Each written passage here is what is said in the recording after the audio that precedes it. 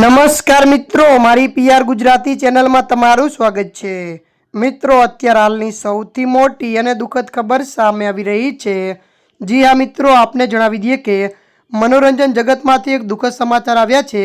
Malayalam film અભિનેતા અને mimicry કલાકાર કલાભવન નવસનું અવસાન થયું છે। તેમની ઉંમર 51 વર્ષ હતી। અભિનેતાનો મૃતદેહ કોચીના ચોટા નિકારામાં એક હોટલના રૂમમાંથી મળી આવ્યો હતો। આ ઘટના ત્યારે પ્રકાશમાં આવી જ્યારે હોટલ સ્ટાફે ફિલ્મના શૂટિંગ માટે ત્યાં રોકાયેલા અધિકારીઓને જાણ કરી હતી। અભિનેતાને હોસ્પિટલ લઈ જવામાં આવ્યો હતો, પરંતુ તે પહેલાથી જ મૃત્યુ પામ્યો હતો।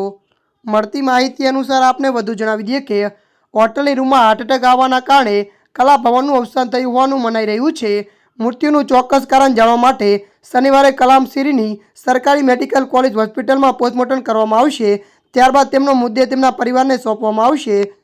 ત્યારે મિત્રો, હાલ માટે આટલું। મળીશું નવી અપડેટ સાથે। જો તમને અમારો વિડીયો પસંદ આવે, લાઇક, શેર અને સબસ્ક્રાઈબ કરી નાખજો। ધન્યવાદ।